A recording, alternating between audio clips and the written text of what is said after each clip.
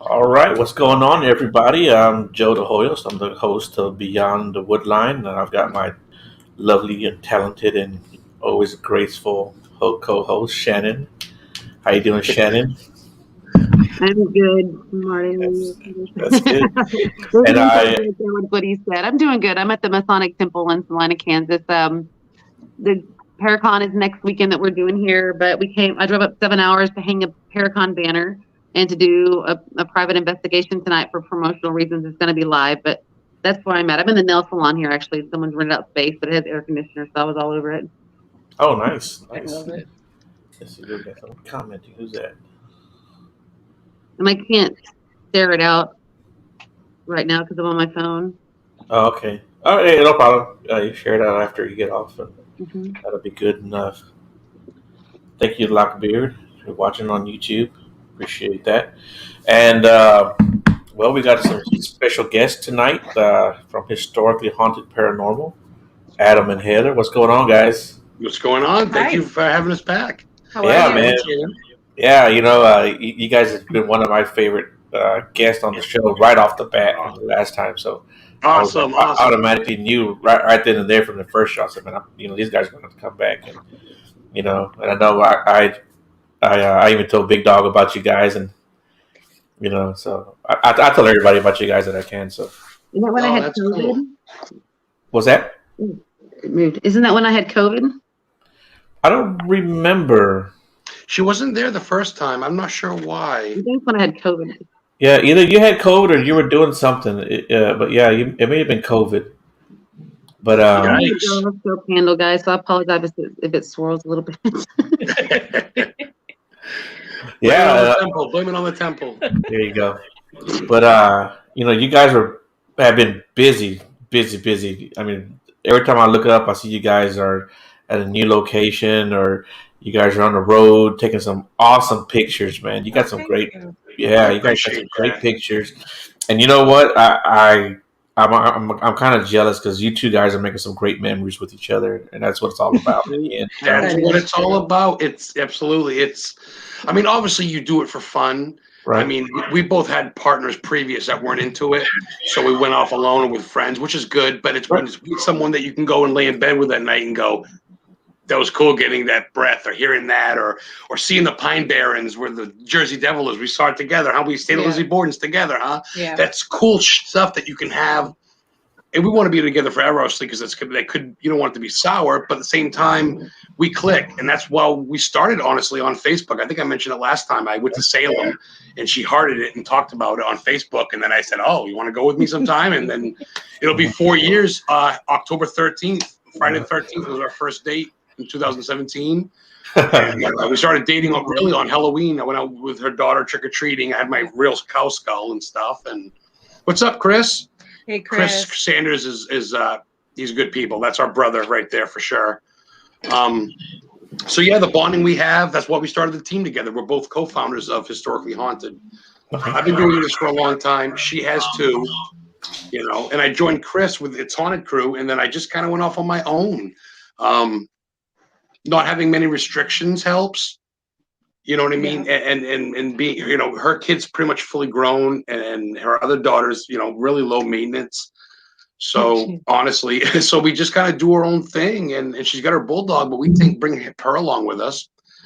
Or we get pet-friendly hotels, like when we saw the Warrens. When we went to go meet Annabelle 2 years ago, we got a pet-friendly hotel. We spent the night with Tony Spera, Judy Warren, and Annabelle, and came back to the hotel, and there was our dog. And it's easy. When people want to do stuff, things, shit, whatever you want to call it, part of my language, like with you, you're at the temple tonight.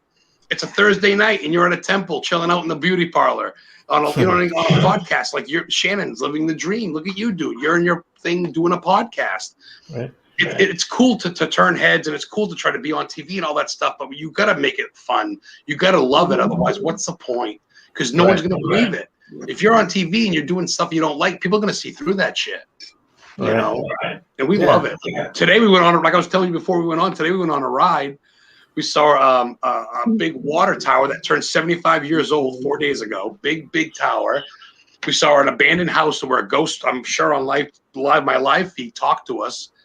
What else did we see? I mean, Today it was that house, the whole thing fell right in the fire. That was a place that you saw. You should see my live. If you're my friend, go on my thing. It's got to be the size of a barn, and there's sneakers in there. There's family photos. There's books. I went in. There's a toilet, a bathtub, but it's demolished like fucking Godzilla stepped on it. It's on the side of the road, and there's no trespassing signs. That's my rule. If it doesn't say private, I'm in. There's 2 abandoned campers that were destroyed. It looked like there was a war there from a zombie movie, and there was a book. And I said, I'm not taking your book. I'm not a thief, even if it's abandoned.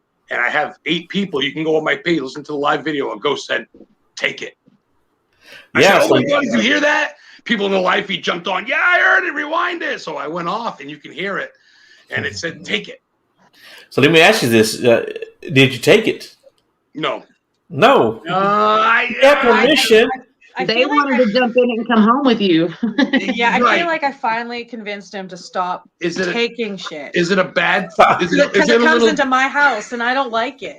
That's why she makes her sage by hand so she can burn it when I come home. Okay. Flowers, you know. But have you guys ever had an attachment?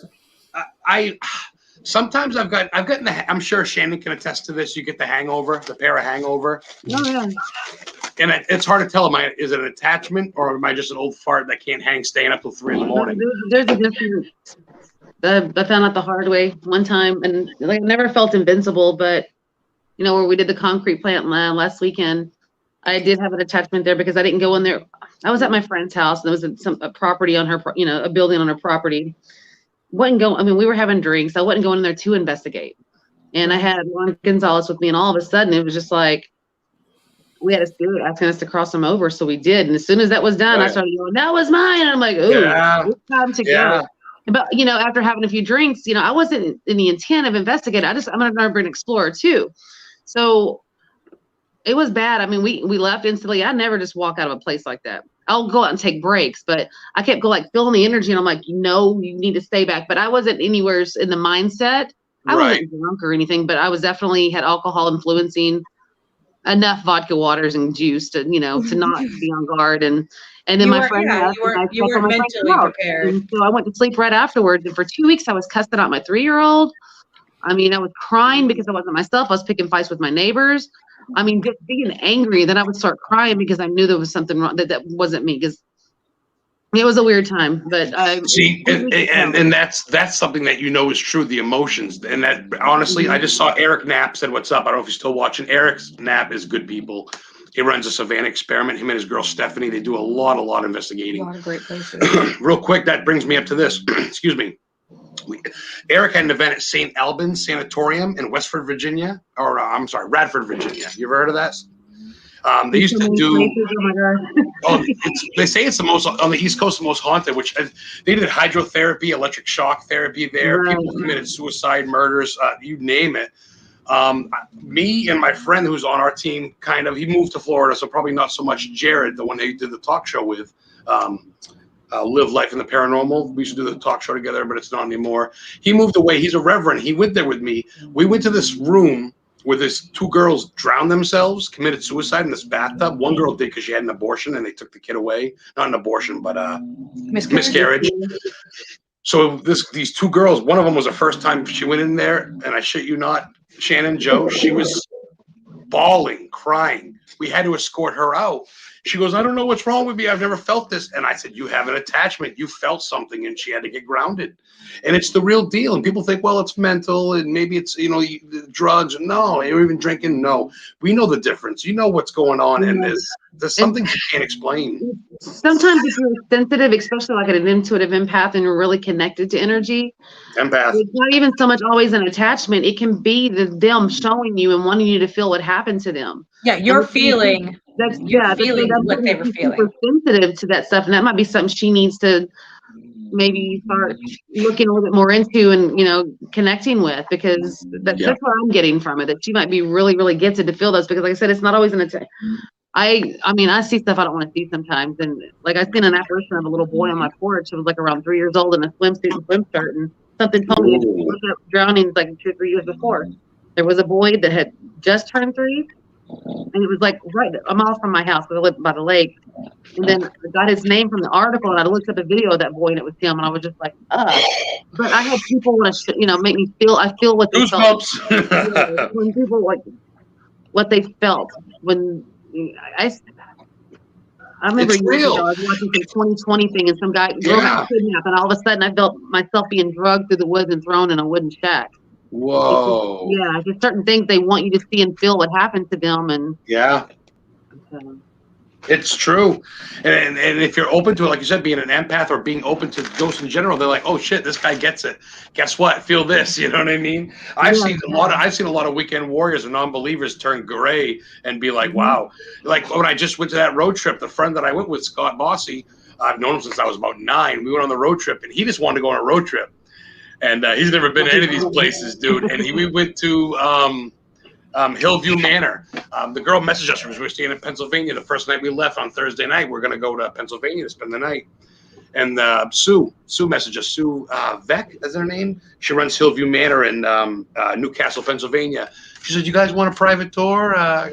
Don't worry about that. I go, whoa, let's do it. He's like, I've never been. I go, you're in for a treat.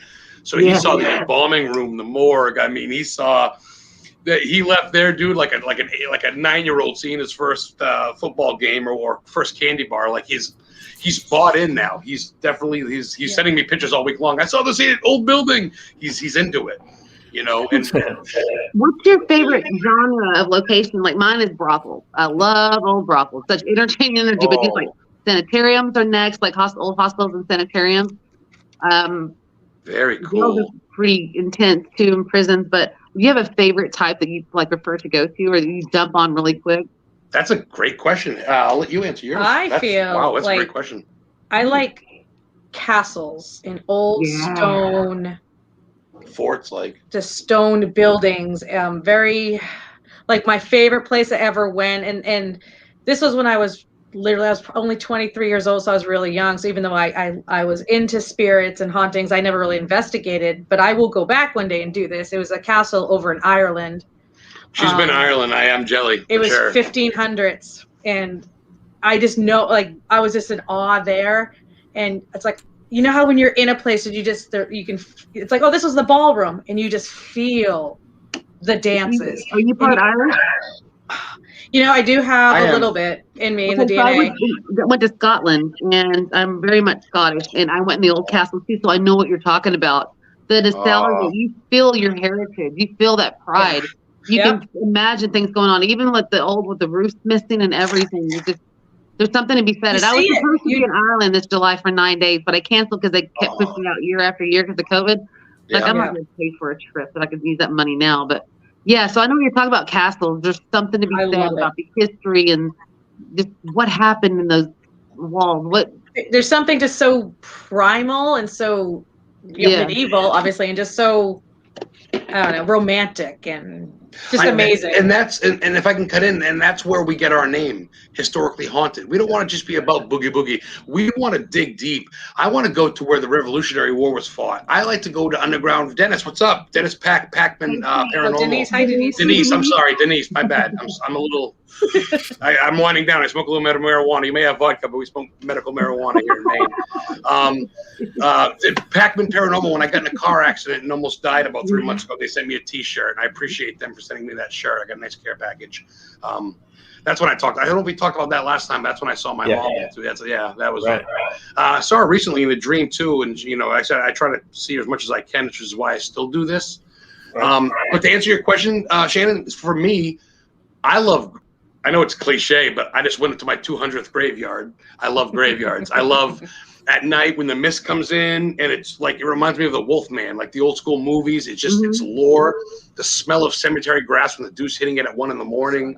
Like in Lisbon, where I grew up, Stephen King territory. Went to the same high school as Stephen King.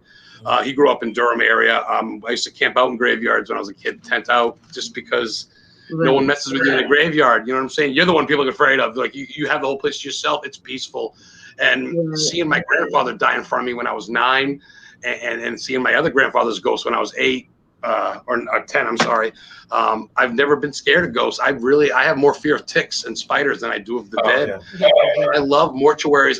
But to me, old barns, old churches, maybe like an old meeting house meeting houses back in the day, especially in Maine, we're talking 1600s. It was a meeting house for the town folk, but it was also where people got married, where people got buried, where people came to celebrate, where people came to ward off the hospitals. Gettysburg, I've been to Gettysburg 4 times. I mean, I could almost walk across the battle park, Devil's Den, all that. Gorgeous. Lizzie Borden house still, though. Yeah, We spent the whole night, me and her alone. I got to go there. They're in the Conjuring house in one weekend. It was pretty epic. Oh, that's a killer weekend. That's I fell asleep at 1 a.m. at the kitchen table at the Conjuring house. I was so tired from traveling. Wow, you fell asleep at the table, the kitchen table. I was so tired because the night before I went out with Timothy J. Dalton and Christy Grissom, and we had too much fun the night before. So I was just tired. I had jet lag. I had worked like a marathon a few days before I went. And I was just exhausted. So I was sitting at the table and I just dozed off. And of course, Christy every once in a while will share that on social media. Oh, that's wild. What a cool place to I had crash. experiences before I fell asleep. So I have to get there. I knew Corey. Corey was from Maine, and Bill Brock and John Huntington. I know all those guys. I just haven't gone out yet. I wanted to go before. Honestly, we kind of shun away from the places where a lot of people go. I want to go to the places no one fucking knows. I just went and saw a vampire's grave. You know how many people knew about this grave? Not fucking one that I know. Everybody seems shocked about it. Wow, I want to go. I want to discover. I saw a house made out of 30,000 Union soldier tombstones. The only house made out of tombstones in the world. That's what I'm talking about. I want to see the stuff that no one sees. And then, but at the same time, I'm worried because I see people stealing my shit. That's why I get a lot of my pictures on private, because people go, oh, cool. And I work hard learning this shit. I document and I just research. And then I see people going and giving me credit. And I'm like, you didn't know about that place. So it's tough because I want to share it, but I don't want people to steal my work, you know? Oh, go ahead. Tell us about the logo on everything. The bottom right corner or something. Yeah. Yeah, no, she said, like on your pictures, you need to put a watermark on them. Oh, watermark. Oh, yeah. We have to figure out how to do that. I got to do that. There's an app. You can download an app to do it. Yeah, I need to do that. It's half transparent and do like a cutout of it. We can just overlay it on stuff on the bottom right corner. Yeah. You know what I mean? So all right. You don't cover up any evidence, but it's still there and it's apparent to what it is. Right. That way, like if you're gonna share it, but cool, let people like know who did it and who captured it. It's right, and it's hard because I tried sharing with people before. We brought someone out. I'm not going to name names, and I told them not to use the footage, and they used the footage underneath their group. And I'm like, I brought you there. Your group didn't bring you there. They said, well, our group was here today, and I got burned by that person. And a couple people I've asked for help, and they tell me, buy my book. And I'm not going to be a pompous asshole. I don't care. Maybe that sounds mean, and they're probably watching. But you know what? That's not what you tell someone, buy my book. I'm a fucking human. And I'm asking for the date of a store, and you tell me, buy my book. So he gets offended. And he's got TV shows. He writes books. And you know what, dude? These lips aren't kissing any ass, because I almost died in an accident. My mom's dead. And I'm getting where I'm getting with free publicity. I'm going to we're doing the Paracon in Portland next month. I get invited to these penitentiaries. I get these road trips I ain't paid a dime for because people want to bring me. I'm not spending any money, and I'm not bragging, but it's like, why spend money to kiss or go kiss ass when it's like people want to hang out, dude? I'm here. People message me, you seem like fun. I'm like, well, message us. Like we bring people. Yeah, Bernice, see, without you two, without Lube. We bring people that have never been places. We're getting into a funeral home to investigate next month in Maine because we brought someone out. As long as you're willing to share, because people message me and they go, hey, any good spots for me to investigate? And I'm like, yeah, look it up. I'm not a stepping stone, dude. I'm sorry, and I'll do it with you if you want to. Fuck that shit. Like, I'm not. Betsy, we love Betsy. Betsy is our biggest supporter. She shares, likes. Oh my God, Betsy is. Betsy will like you, dude. She will share all your stuff. She probably will. She probably has. She's good people, and that's what we want in our lives. Modest people that don't want, like you, Joe. You've always been cool. Like, you do your show, but you're not. You don't act like you're better than us or anybody. And Shannon too. We've never met you till now, but I followed you before, and you seem very awesome. I was excited to see you both. I don't want to come on the show I'm a hot mess. No, but you're at a Masonic temple, and you've driven how long? And you're doing a Paracon for money, for support. That's the people I like. I don't want people selling dolls to keep the money. Paranormal, we're selling our dolls, all our dolls, and keeping the money. No, go to charity, bro. Like, what's going on with this stuff? Para-unity and fakeness. I don't like that shit. I don't know. Pardon me. I know I'm swearing a lot, but there's a lot on our chest. Right now.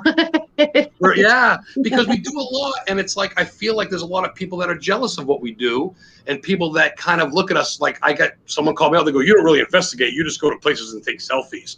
And I said, "Well, first off, I don't go live when I investigate because that's unprofessional, asshole. And second off, no, I do more than do that. It's none of your business. You know what I mean? Like, what do you want from me?" But that's people are gonna have haters, and I need to get thicker skin, and I'm trying to. I just want to surround myself with good people that appreciate what I do. Thank you, Betsy. Betsy, I go you rock. live. I'm going live because we're promoting the Paracon. That's why we're here to do a live investigation. And when I'm doing like event, when I'm doing actual event, I'll go live for short bursts of time just to kind of get the word out of what we're doing and how we investigate. Yeah. But so yeah, I do go live. I guess it depends on how people are doing it. I go live a lot. I'm a live slut. I'm a live whore. I love to go live because I want to document it. Where else can you save your videos for free? Facebook, pictures, videos. It's like literally my photo album for free. If I load up my phone, it takes some gigabytes. You can't do it, blah, blah, blah, blah, blah. So I go live a lot. I'm like, there's me going live again. You don't like it, change it. And people go, what's up? What are you doing now? Because like you said, Joe, we do a lot. And we don't realize a lot of people don't do that. They have houses, kids, jobs. Well, that's what's weird for me personally, because I feel like I don't really do anything exciting, even though I'm enjoying my life. But it doesn't feel like it's very humbling when someone's like, that's really cool, that's really interesting. It's something I'm even trying to absorb to this day. It's awkward for me, honestly, but because honestly anybody can really do it. Anybody can get up in the morning and say, you know, I'm going to do something completely new. And it doesn't have to be exploring. It'd be just do anything to challenge yourself when you wake up, because the world is so beautiful. There's so much out there, so many things. And so it feels, you know, because we all struggle throughout the day, and I don't feel like I'm doing anything super special, but I do know I'm having fun. that's and I know people say this, well, there's not enough time, and well, yeah, okay, well, but you watch 14 series on Netflix, which is fine and whatever, but there's not a lot to do. There's so much to do for free, at least in the East Coast, I guess. There's trails everywhere. But you can just stop at a cemetery and look at the captain's graves. Next thing you know, you document it. And I went to Rudy Valley's grave in Maine. The guy used to play trumpet in the 50s, had his own show, big band dude. He's buried in Maine. I found it on a whim, like last year, just by walking around. You know, so people go, what do you guys do so special? I go, we just do it. I'm sorry. I have a question. Sure. Okay, so my family's super supportive. My mother made me promise I wouldn't go get a regular job. So they said I'm happy whenever I've been. I follow my passion.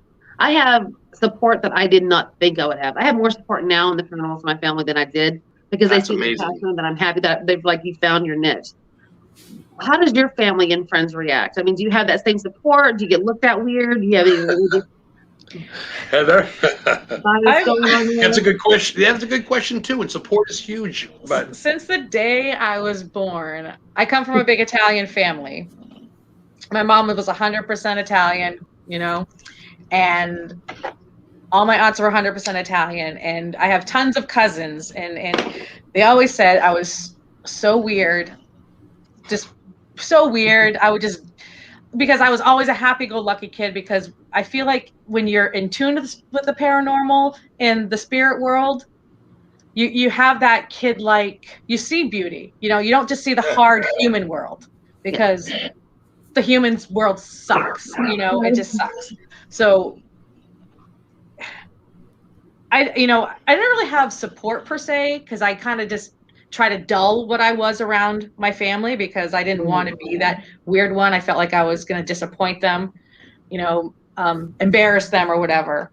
But my mom's passed on, and my dad just really was never in my life. And I have my brother and my sister who I'm super close with, and they just kind of always accepted me for who I am. And I think now, as we're older, Betsy, bless you, where you know, we just know how hard it is to really have good family, and how hard it is to keep relationships. So we appreciate each other, and they support me a lot now. Not that they didn't support me then, but it was different. It was just different. I wasn't really who I was back then around people. Do you know what I mean? Yeah. Do you ever get that question? So do do you believe in all that? No, I just do this every week for no reason. Yeah, right. I left a government job and started bartending 2 days a week and hit the road just to go play with those things I don't believe in. You know what I mean? Oh, It's yeah. so funny when I hear that. Do you really believe that? To answer your question, I'm the black sheep. I've always been the black sheep. I used to sing in a heavy metal band. I actually got tattooed "Culling the Herd," and I used to wear. I used to hang myself with my noose, and I used to, use fake blood, and I had cow skulls and a sheet mask, and I went crazy. My family thinks I'm satanic. Half of them, they really legit. They do. They think I'm into Satan. And I've been to the Satanic Temple in Salem, believe it or not. But no, I'm actually spiritual, and I believe in all. Honestly, it's no one's really big business. But no, I'm not fucking eating goats, and I'm not sacrificing virgins. I mean, it sounds like fun, but no.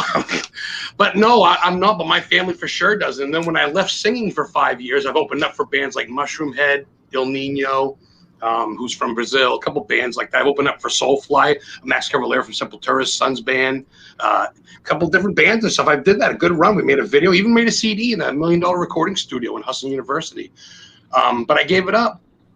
I was a ghost hunter during it. I started doing it, and I just kind of said, I just don't have time for both. And I really love the ghost thing more. And then my family really said, well, he's really gone apeshit. He went from singing and pretending to really being a fucking demon hunter.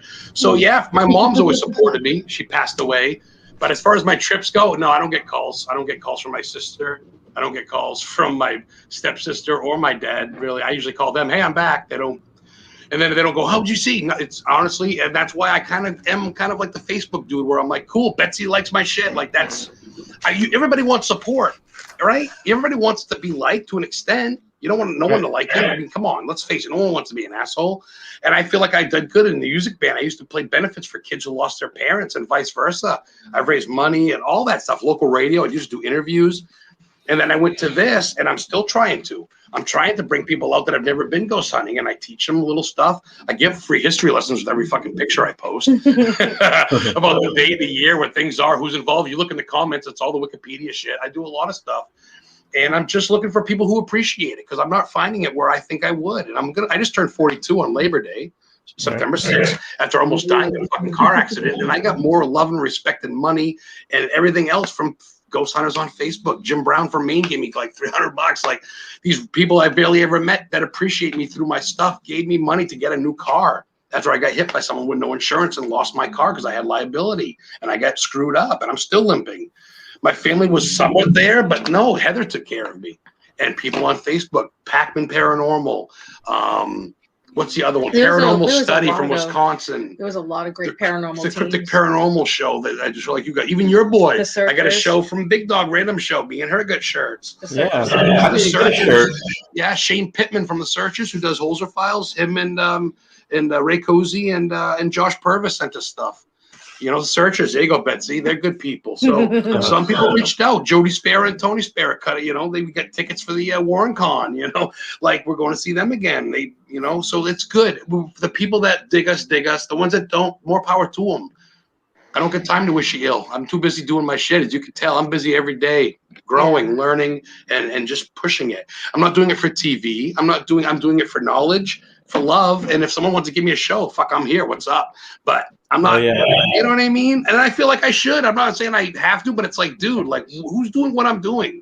I'm exploring stuff every day. I've been to the Capitol building. I've been to Washington. I've been to UC, Joe. You follow my shit. Yeah, if I was to permanently stop this, I would lose a part of myself for sure. I wouldn't. That's it. I would. I DoorDash on the road to make money. That's my job. I can DoorDash in Gettysburg. I can DoorDash wherever I go. Go on the road and do it. Yeah. And I bought a mobile home, and I live in a 48-foot fucking mobile home that I'm ready to go take on Route 66 to go see you guys. I want to go to Roswell, and I want to go to New Mexico, and I want to go. I want to go see Death Valley where Charles Manson's family was. I like that spooky stuff. You want to come here? You want to come to Texas Bigfoot with me, right? You know it. I'll camp out there. You can put barbecue sauce on me and use me as bait. I don't care. As long as you record it. Joe's talking crap. He doesn't mean it. You never come down, so that's that. Down. Oh, I'm still waiting for the date so I can block out my schedule. But we've been talking about this for a year and a half, whatever, Joe. I've been several times. I brought him straight to a haunted location. You're in one right now. Shoot, Shannon's recording from a haunted location right now. Mm-hmm. Technically, I mean, you're in the nail salon of the haunted location, but it's still a haunted location. Yeah, so place the air conditioner right now. I'm ready, Denise. Denise, squash hunting. Let's do it. We got Wendigo up here. We're looking for the Dover Demon in Massachusetts. It'd be so much fun. I want to do it. I want to go monster hunting. That's my gig. And that's why I don't want to be just a paranormal dude. I want to be the historian, the researcher, the paranormal guy, the monster hunter, the explorer, the treasure hunter. I love it. I've been to, the UFOs. I look for them every night. I try to go to Benny and Barty Hill all the time, New Hampshire. So Betsy had asked, speaking of that, like, what is there a certain thing that to choose to research, or is it just like the beauty and everything? And I think so. Betsy and I talk a little bit, and I think for me, Betsy, it's like when something kind of just triggers something in you. It's like a reminder, like an ancient, distant memory. Like you either been there before. Or something's connected. Something's connected somehow, and it just like makes Shannon in Scotland. You just want to pick it up and research it. Just pick it up and research it. My ancestors on that. I got passed down something from being in the World Catacombs under the Royal Castle. I went into the Catacombs under the Royal Mile, and I got passed down some stuff. We can talk about it later, man. It was insane. It came to a dream at first, and then it came into some stuff calls to you. Yeah. Some stuff calls to you more than other stuff. I mean, you can almost find the beauty in everything, but some stuff's just linked and you can't. It just pulls you in. You know, some stuff like the witch trials. I don't really have any ties that I know of, but I love that shit. I love going to Salem and looking for where the witches were. They came in my sleep the night before and let me show what happened to them. Wow. Okay, so I was dreaming and I had like a little chihuahua was jumping in on my fingers and like holding on to him. Wasn't biting, he was pinching with like putting pressure, and my nails are popping off. And then later in the dream, I was bending over with my hands close to my ankles, and I was being pushed side to side. I didn't understand it, but I woke up and I pushed myself up against the headboard. I woke my ex up, and I'm like, I was traumatized, and I didn't know why, but I felt it. Well, the next night, of course, we're in Scotland. We have a little bit of scotch, we're on vacation. Yeah. And we were going to do the haunted catacomb and all that stuff where they were going to do a tour through all this stuff. And so it was all gothic because there is that like London fog there with the cobblestones and the old castles. Oh my God. It was like so epic. If you've seen pictures of Edinburgh, Scotland, especially at night. That's travel porn, man. That's travel porn. That's good stuff. Yeah. Oh, and I love all the old goth clothing on and the tour guides. And they're talking about what they would do. And so they asked for a volunteer, and a couple scotches later, I'm like, yes. Liquid courage. Because I'm naturally blonde with the red tint. I've got freckles. There was just certain things they were talking about, like how they would say, like if they had these traits and they were automatically a witch. And if you didn't admit to it, they would put devices on your fingers and try to get you to admit to it. And if you still wouldn't, your nails, they said your fingernails will pop off from the pressure. And I'm like, I looked at my ex and I was like, but that's what I dreamt about. It was a chihuahua. I see things, but I see it differently. But then they would put them on this like plank, and they would like tie their hands to their ankles and then push them over. And I was like, my ancestors were coming to me and showing me. They were showing me what happened. That memory. And ever since that point, I've been really more in tune with being able to do that kind of stuff. So you're a medium or sensitive, right? Oh yeah, I feel like it was given to me. You know what I mean? It was a gift. Wow. And so I feel like we're here to heal our past. There's pieces of us in our past, and there's pieces of us going into the future, and we're here to heal this lifetime of what we healed. And so it's like you're being called towards something, and it's so amazing, and it just. I mean, maybe I'm kooky. I don't know. Some really good weed. I don't know. It makes life livable for me. It makes life at least entertaining and exciting, and it really purposeful. is. It's really, since I met her, I was always kind of negative, and honestly, since I've met her, it's even heightened my exploring things. You can see the beauty in everything, from an old dam that's on the middle of a lake somewhere, or like a street. We've seen old concrete dams, and it's like. Yeah. And you look it up, and it's like, built in 1862. Because you want to know what happened here. Yeah, what happened here? You try to picture it like you said. Yeah. Yeah. It balances you, brings you down here when you're up here sometimes, and especially with technology and movies and plugging in and computers and all that shit. And it's like, look how real this looks. I'm like, you want to go real? Go outside your door. Look how real. It's so real. Real quick, Denise she's going to be in Salem this October. Let us know. I'd love to meet you guys. you guys giving me a shirt and everything and a little care package. We can. That's really close to us. We know all about Salem. I know I know where the witches were actually hung. It's up. It's not Proctor's Hill. It's right in back of the Walgreens. I can show you guys. You can Google it, and it's right in back of the Walgreens. It's a little wooded area. There's no memorial, and it's pretty wild. And if you look at historians and shit, it's all on. I don't want to give it away, but whatever the hell. But it's right back of the Walgreens on Proctor's Hill. I've been there, Proctor's Ledge, right in the bottom. You feel it there, let me tell you. And it's pretty wild. You feel it. You look at the legend, you think to yourself, one of these trees is where one of these lost souls was taken. And we've been to Danvers, which was Salem Village. Now it's Danvers. We've been to the parsonage where Tituba lived, where the first girls cried witch and where the black slave was accused of witchcraft. Right down the road. Foundation. Yeah, 1632, beautiful. Dude. The oldest traumatic energy. Oh, you go there and the neighbors are mowing their lawn, kids are chewing bubble gum, and you like, are you crazy? And then you walk over and I feel like I'm transported to a time when it was like medieval, and these people are just like out there having barbecues with the neighbors. It's insane. It's such a trip to be. You know, it's wild. And I think all that ties in with everything as far as cryptids go too, which we love. Because Massachusetts, even Salem's known to have mermaids, to have sea monsters, to have flying pterodactyl creatures, to have dogs. Yeah. Dogtown was up in Gloucester, where the inventor of the remote control, Hammond's castle is. He's buried underneath poison ivy and barbed wire because he's buried with money. Right there on the Gloucester thing, you could see fucking mermaids, dude. They don't get much cryptid than that. I love that. Those are Bigfoot's girlfriends, dude. You don't think he's around there walking around checking out those chicks? Come on now. Ooh, talk about the International Cryptozoology Museum. So, yes, you talk.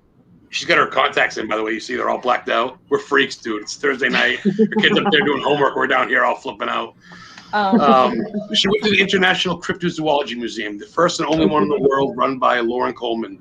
Lauren Coleman's a godfather.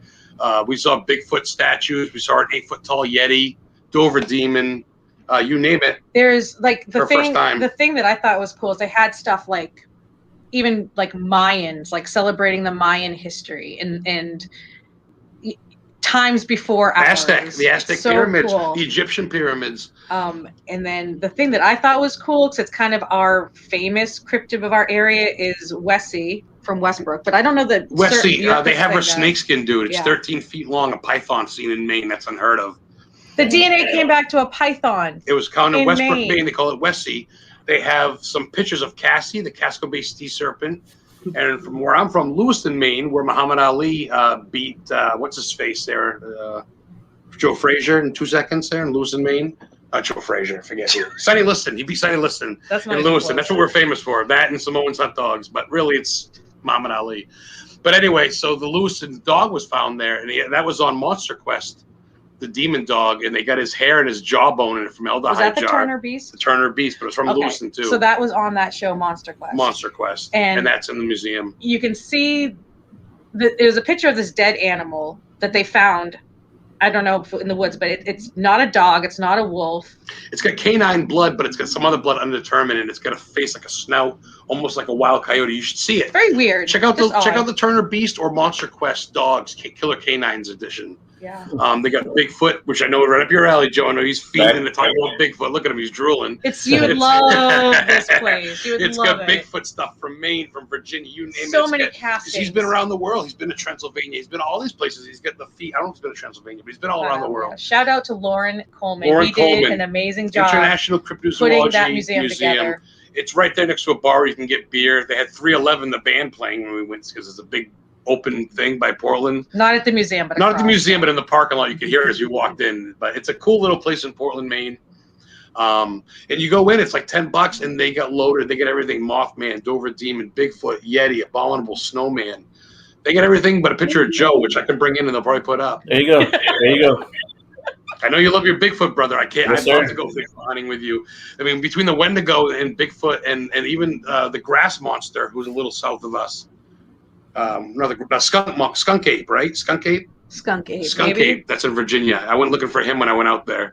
I didn't see nothing. That's the smelly Bigfoot. He smells like shit. He's in the swamp. Oh yeah, so they call him skunk ape. Yeah. I would imagine they're all smelly. Smells like shit. Skunk ape. Skunk ape. The skunk ape. Bigfoot. He's born in. Betsy. That's right. Betsy lives in Arkansas, Little Rock. She's seen some crazy stuff out there. Yeah. She was Bobby babysitting. the Falcon. Dude, she babysat Chelsea Clinton, Bill Clinton's kid. I don't know if I should say that or not. The Secret Service is probably going to kill me now. But yeah, that's how much we know this girl, Betsy. Oh, Dave told you to shut up, Shannon. Oh, that went away quick, didn't it? I love Dave. Dave and Kristen are good people. That's what I'm saying, Betsy. They all smelled bad. We did USS Salem with Dave and Kristen and Matt Warner and Chris Sanders. The battleship USS Salem in Quincy, Mass. We did an all-night investigation. It's the last battleship, 1949. So I have a question. Hey, David, smartass. He's like a brother to me. David Like will hit us up to hang out. I'm going to move to New Hampshire and hang out, he said 3 months ago. Yeah. David will call us. So I have a question. So what do y'all have like ever date night, or is that when you go out and investigate? I mean, do you take time to like get away from the paranormal sometimes? We really don't go to normal places, dude. We'll go out to That's eat. what I was curious about. Yeah. We'll go out to eat at this pizza place, and this is a fucking true story. You can ask her. We went out to eat at Pumpkin, not Pumpkin, but Punkin, Punkin, Pumpkin Valley Restaurant. And I went in this place out in Freiburg, Maine, and I always ask them, you can ask Heather, is this place haunted? And sure as crap, she goes, yep. A girl out back drowned. The guy up front hung himself, and where you're standing, a girl got trampled by horses. Try the clams. I go, oh, date night in a haunted barn in the middle of Maine woods. I mean, only us. We can't escape it, which is fine. We're not Applebee's type people. I probably shouldn't have said that. You know what it is I feel like we're just not. We like old school. No, I get that. I completely get it. Yeah, it's hard because we're ate up with it. Okay, it's okay. Yeah, we tend to go where it's quieter and there's not like a lot of a crowd, so that tends to put you into maybe out of town, out of the bigger cities and stuff. So when it we never, I don't know, have we ever planned like a date night, or we're just like, I mean, we get hungry and we love to eat, so we do have dinner, but it's always, we have dinner together. Yeah, but it's always like it's like the oldest bar in town. Or we go out of town for like the Two Black Dogs Inn. The guy has 2 black Labradors, and it's in an old reverence house that's haunted, and the historical society's on the 3rd floor. So it's like it's a playground for me. You know what I mean? Like honestly, we woke up this morning, and I got my daughter on the bus, and fed her dog or bulldog. I really, really needed to get a coffee, so we go do that, and then once I get that sip, I'm like, I don't know. Okay, I have some energy. Let's go. Just go somewhere. And we always do left, right, straight. We get to an intersection, left, right, straight. And we just choose. That's it, brother. Left, right, straight. Which one we're going? We put our GPS down until we really need it, and we just. Yeah, when we get really lost, like an hour. You know away, how many free piles, how many things that I've sold at flea market? I do that. I do a flea market stuff too at Rundle. I go out in the morning for like $3 for a table, and I sell my shit, make like $90, tax free. Secret of the pros, I guess. I find free piles and I resell the stuff. Call me crazy. It works. We find free stuff and we go find graveyards, and at DoorDash we make money and we go eat and then we go home. And so I guess we try. Off the bus. I guess we try to make everything a date night. Everything we do. It's pretty crazy.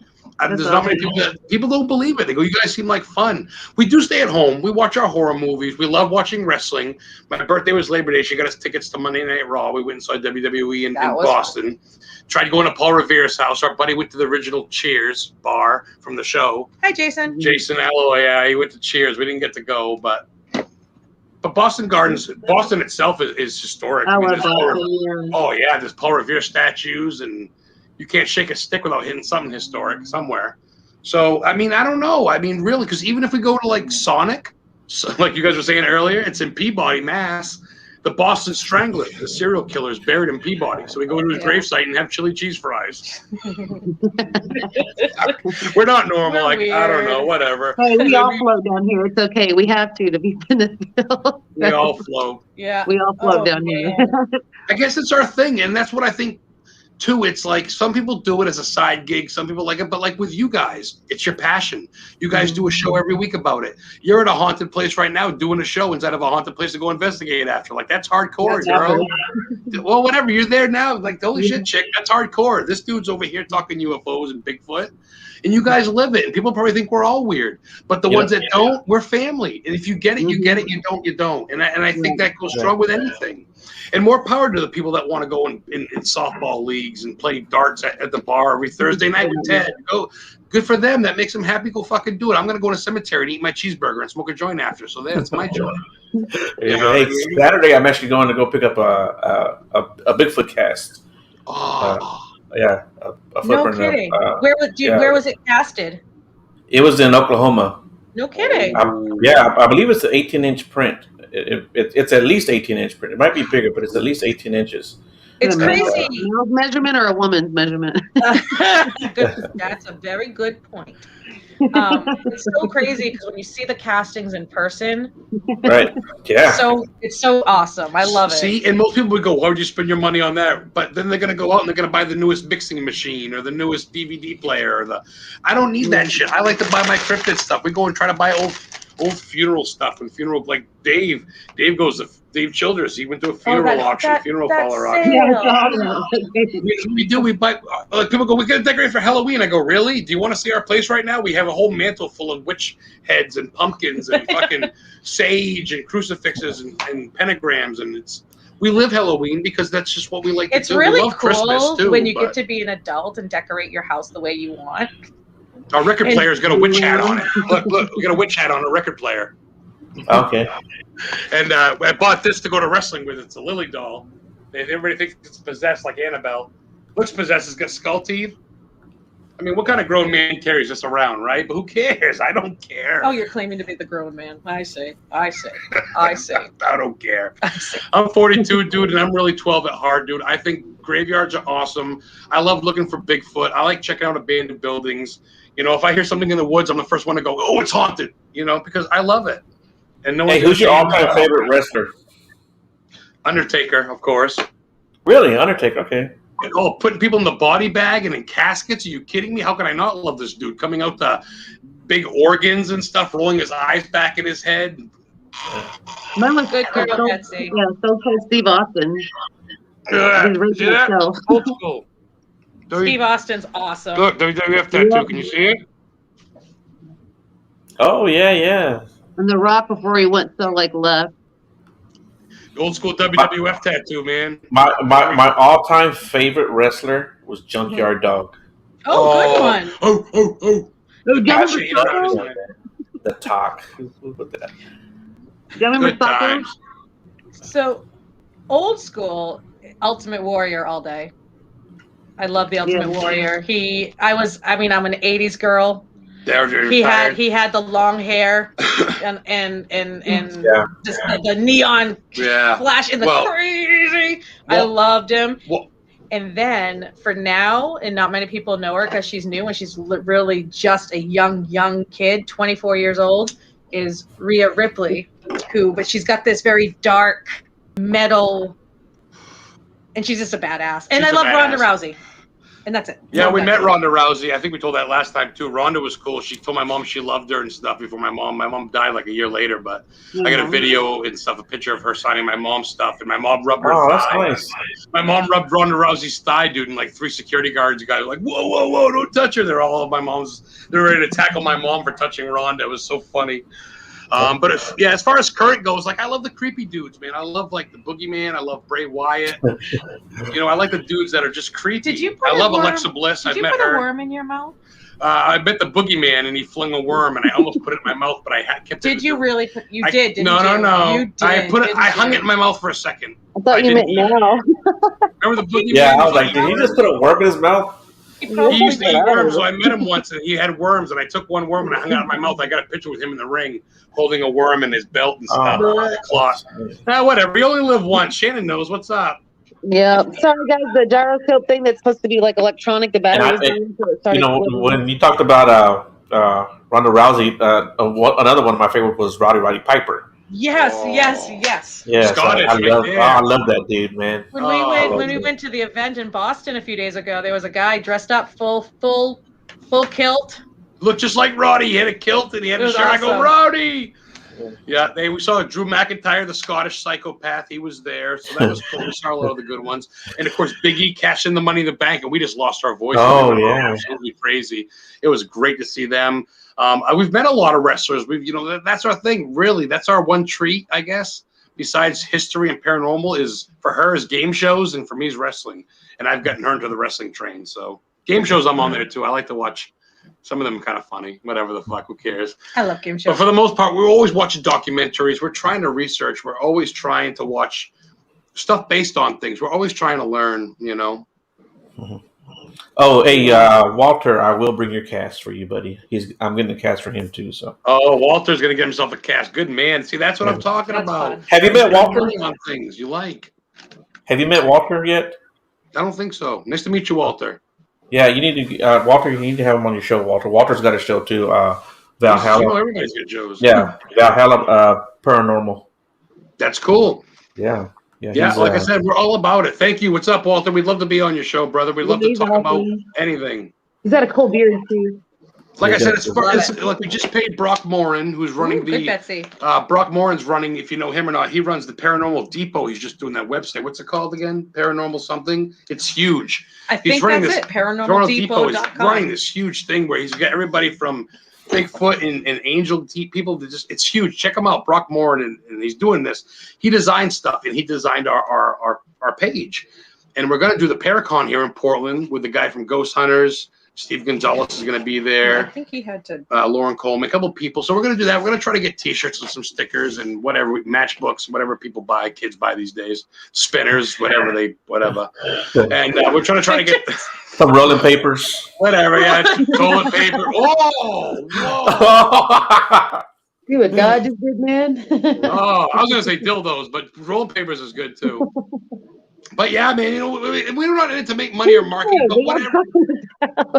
Whatever. Anything goes, right? Yeah, that's so right. We don't really want to promote unless we have to. It's fun to have a logo. It's fun to do our thing. But, dude, it's just an experience. We're just having fun. And people are catching on, and we love it. We're kind of like the underground, I don't know, we're like an underground show for people because they go, every time we turn you on, you're live in a cemetery or a bunker or a fucking fort or a wrestle or something. And I said, well, I don't know, man. Ever since my car crash, I want to live. I want to live each day. Not that I didn't before, but I almost died, dude. I should have been dead. Like, I died, and they got me back to life.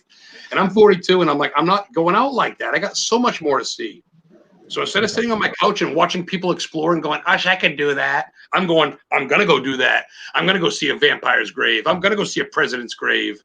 I'm going to go see whatever I can see. I'm sorry, I didn't interrupt you. I thought you were almost done. I'm sorry. I thought you were stopping. No, you're good. I was done. So you just brought this up. I've always had this vision that I'm going to die in a bad car wreck.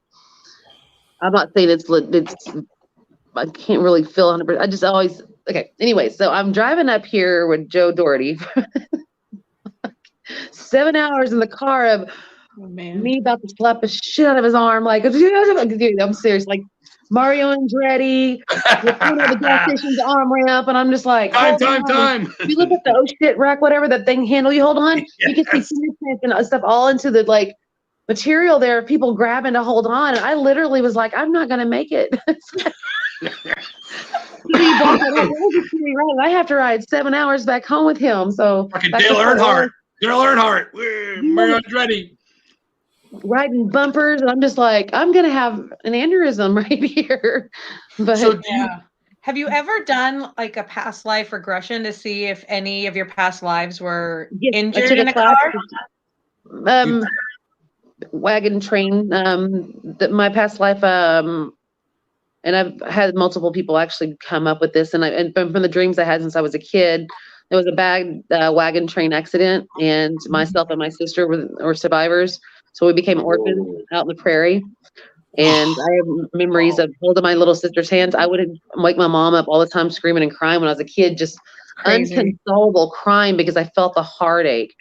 And so, And when I had the last person tell me about that, and I did take a past life regression therapy class, they said that I was sitting in an armchair and my chest was way up here, and my arms are back and my hands are back, and my chest was just like almost levitating out of the chair. That reminds me like The Exorcist when her body's contorting.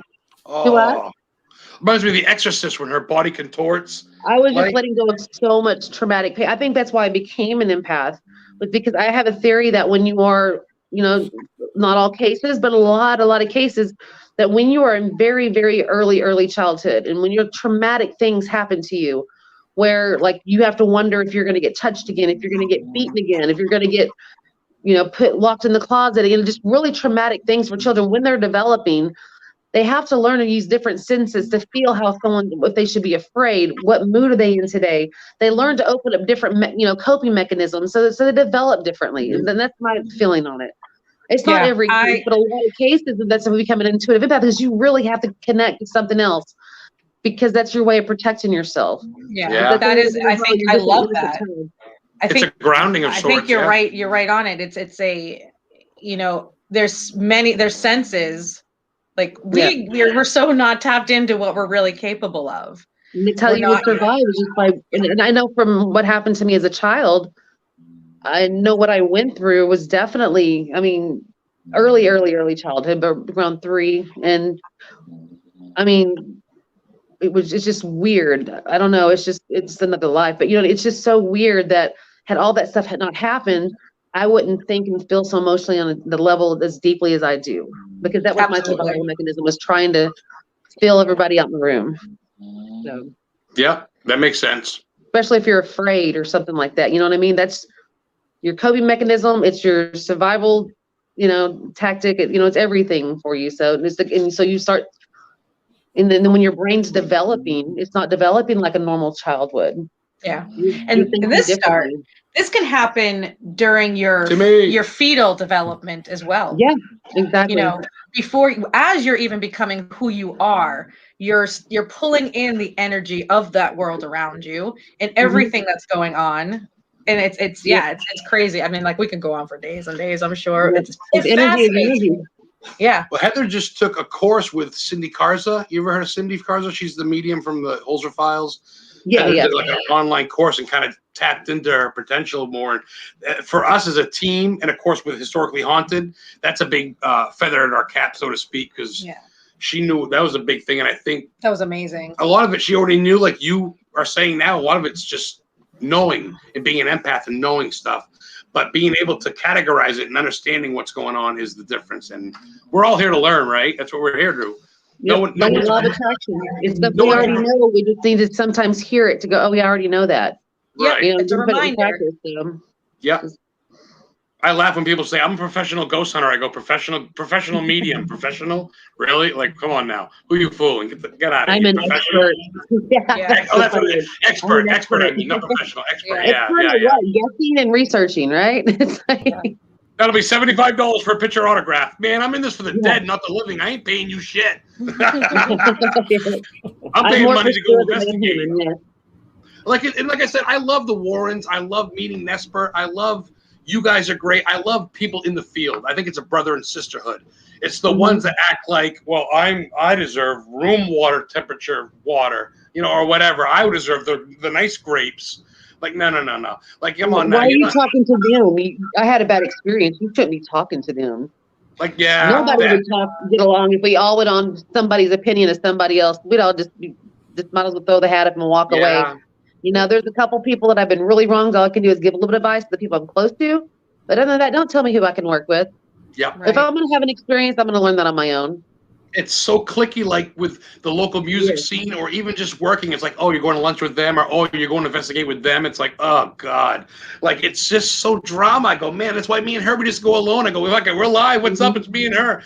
I don't care. And if some people want to come with us, if they prove themselves, I know that sounds stupid, but if I can see that they're not going to be drama or clicky or backstabbing, then I'm down with them. Exactly. Other than that, it's like there's so many people that go, I want to hang out with you, and then I go, all right, and then I hear nothing.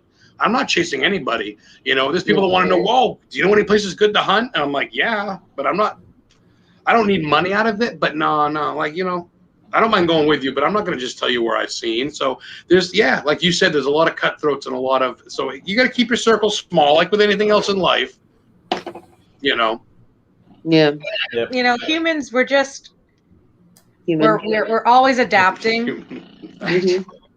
We're always adapting, always evolving, and right now we're evolving at the highest rate in history, in my opinion. There's an awakening, yeah, and it's very unsettling for a lot of people, and it's very, so it's like everyone's trying to find the biggest spot in the same earth, I guess. I don't know, but it's strange to me. It's strange to me how one person's considered more valuable than another person just because of the family they're either born into or the money that they are able to get or whatever reason. It's baffling to me, and it's very hurtful to see like negative comments on people's posts, and it makes it, as an empath, it makes it really hard to keep friends and have friends because there's a lot of just shit going on. I just want to find Bigfoot and walk around a cemetery, and I don't care who likes it or who doesn't. But it comes down to it. I want to be in the woods looking for monsters. I want to be in the ocean looking for mermaids, and I want to be on the ground looking for ghosts. And if people don't like it or think it's funny or weird, then peace out. Life's too short, man. And you don't need to explain it anymore because you guys know what's up. You're our people. Like I think you're both great. I follow you both, and I love that you're in a Masonic temple. I love that you're getting a Bigfoot cast. Like, these are the people I want to know. This is what's up. Like, I don't know anybody that's got a Bigfoot cast. Betsy's amazing. Betsy too. Betsy's killer. Yeah. No wonder she is. You know what, She's Mike, I've been saying for a while now, is my goal in this field is to investigate with as many people as I can, as many locations, just to get to reach out and know people, get to know people, be around people that share the same passion as you, or learn a new passion, or, explore. Like when Joe was talking about Bigfoot, I didn't know what any of that was, but I really, when we first started, becoming friends, I really just enjoyed hearing about it's his passion, because I'm passionate about what I'm passionate about. And it was just nice to see other people, even though it's something I couldn't relate with very much at the time, as much as I can now. It was just learning and seeing other people being that involved in something besides, normalcy in this world. You know what I mean? It's something reaching out beyond those dimensions and questioning life and things and reality. So. I mean, at the end of the day, obviously, like Bigfoot and ghosts, it's like it's not going to really solve world hunger, and it's not. What are you going to be known for? But it's like if I'm going to live in this meat sack that I call a body for the next 30 years, I'm going to do what I want to do and make the best out of it. And I get a kick out of wow, what's that? Whoa, 1785 church. Stop. I get out, look in the windows, I see the old pew, and whoa, it's a rush. And until I don't like it anymore, I'm going to keep doing it because I love it. I think it's great. And I'm glad you guys are interested. I love being on the show and talk with you both. I mean, knowing that you're both doing what you're doing, it's cool. You're not just typical everyday people just talking. Like here you are like at a haunted place and you're getting a Bigfoot. Like I can't wait to see pictures of that, Joe. I got to see that. I took some, I don't know if you saw when I got those, what I'm calling knuckle prints. Oh, and I made cast of them. Yeah. I saw those at the museum too. They had some. Because they dragged their knuckles in the mud, and you can see the. No kidding. I'll have to look. I'll have to go look. Yeah, you got some. Yeah, I'm gonna send you some pictures of that. But please do. I don't want to be rude, guys, there because we're going live on the network and TikTok, so they're summoning me now. Absolutely. Okay, I'm gonna stay posted. Best of luck. Love you guys. You rock. Good talking to you, Shannon. We'll talk to you again. Nice to know you guys a little bit more. We'll chit chat more. We'll end up in investigation somewhere together. I hope so. Best of luck tonight. You're doing a great thing here. You're doing a great thing. Thank you. You two guys. And Joe, I'll talk to you later. Okay. All right. Bye. Bye, punk ass. That was so nice of her to even come on here, being 7 hours away. Yeah. It's nice of her to even join us. So I appreciate that. It was cool. It was cool to meet her. I know. Yeah, for sure. Yeah, I'm gonna send you some pictures of the prints, and I'll send you pictures because I actually got cast of them. When I figured out how to make copies of them, I'll ask Shane because Shane's the one who gave me the copies of the Bigfoot cast. But yeah, it looks like knuckle prints, like they were walking and put their knuckles into the ground like that. So and we got 4 of them. I've got 2 of them, and Walter has 2 of them. Oh my god! Yeah, I got to go on a Bigfoot journey with you. That would be a dream. You have a couple some food. And the thing about those prints is that they're like 4.5 to 5 feet apart. That's a big stride. Yeah, that's a big stride. Yeah. So I learned at the Cryptozoology Museum. I learned that one of the signs of Sasquatch Bigfoot being around is trees being bent about 10 feet, 8 to 10 feet. Is that true? Above the ground. Not just bent, but also twisted. Twisted too, which I think why would they twist the tree? I don't know if it's a marking or what, but we've got pictures of that. So we went out to Walter's location. That's why I said you need to hook up with Walter, get on his show, and he'll tell you about his encounter. Yeah. But so we went out to his location. 2 weeks later, he went out and called me and says, "Dude, there's a tree that's bent. The branches broke. It's twisted, and it's laying like halfway over the road." So within 2 weeks' time, this happened to that branch. And at that time, there was no hurricane, no What else freeze. does that? Yeah. What else twists it that high above? Oh, that high it was at above least the ground? 12 feet high. It was at least 12 feet high. It's And amazing. it was I love that. twisted. It was twisted like you're wringing out a dish rag.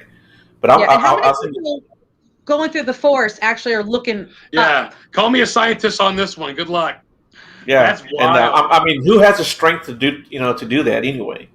You know, but it makes sense because the one he saw, we measured a spot in the tree where he saw the head at, and the head was like 9.5 feet tall.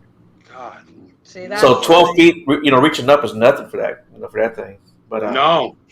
He's yeah. just cruising around. You kidding me? That's a Yeah. big body. That's what I'm Oh, talking and about. then Walter. It was insane. Yeah. hey, Walter, do I tell him about the hog you found? Oh, wild boar? Well, he actually found a hog on when he went back. Oh yeah, there he goes. Tell him about the Razorback? hog. No, we found a wild hog. Well, he found a wild hog laying out there in the woods with no head. Something ripped it off. Okay, so It was a big ass hog. Something So- ripped it off, not bit it off, ripped it off. What's going to do that? There's nothing that's going To to a be hog. like that. To a a hog. predator would take the whole thing. Well, first of all, there's no mountain lions down here. That's going to take a hog. You know. Uh-huh. What else is going to take on a big? And it was a big hog. It was big. You know. That's what. The feeling that you must have had Oh my walking God, onto I that can't imagine and seeing that. walking into that, I'd be like, someone, if they can do it to the hog, they're watching me right now, Okay. getting ready to take me out. That's crazy. Call me crazy. That pumps me up. I want to go towards it. I don't know. That's wild to me. No That's knife screws, flesh hanging off the neck, no head on it, by the way. It's as big as him. Wow. Wow. No head on it, flesh hanging off the neck, no knife grooves. Wow. Must have been blood everywhere, I imagine. Must have came right out. Well, no, there was no blood. It drank it all, maybe. Or either that, or he killed it somewhere else and brought it there and just dropped Or it. just drag the thing. Who knows what they do? No one really knows their eating pattern. That's the thing we still don't know. People leave goats for it and stuff, and they can't find the goats anywhere. Yeah. They've been known to just to kill. You know. Yeah, maybe send a sign, warning, this will happen to you. I mean, who knows? Yeah. But hey, I want guys, to thank we're way everybody for past our chiming hour. in too. Yeah, man. Yeah. Jim Brown and Betsy and Tim Moody. A lot of good friends of ours follow. Jim, good people. Joe does a great show. Don't just tune in for us. Tune in every time he's got a show. He's good people. He's got good people. Interesting topics. You never know what you're going to learn. You never know too much. You never know everything. Follow his page, like his page on Facebook. I invited my whole friends list. You guys should like it by now. Come on now, chop chop. Cool, man. Yeah. But all right, guys. Thanks a lot for coming again, and I'm definitely going to have to schedule you guys to come on again. And I got a lot more to talk about. I know I talk about a lot. Y'all do. Y'all have got so much to talk about, so much that I want to cover that we just don't get a chance to cover. So I appreciate you being interested. Sometimes I post and I go, and my mental status, the acts in my head, I go, no one wants to see this shit. Who cares? But then people go, man, I love seeing your stuff. I love being schooled on it. I go, well, yeah, it's kind of doing a public service. People like it. It means a lot to me. So that's cool. Night, Betsy. Thank you for your support. Good night, my dear. Joe, your show is amazing. We love coming on talking with you, dude. We talk to Joe a lot in Messenger through Facebook. We're not just friends on the show. So right. Yeah. and I'm going to come down there and have some barbecue. We're going to go look for some Bigfoot. Hell yeah, man. Aaron, a lot of good people. Aaron's from New Hampshire. Dairy Paranormal. He's good people. Dairy, New Hampshire. Dairy, New Hampshire. Yeah. Thanks, Aaron. And thank you, Joe. Yeah, so thank you, everybody. I'll take those pictures when you get a chance, my brother. Yeah. I'll send them to you right here. All right, guys. Everyone have a good night. Have a good night, everybody. Thanks again.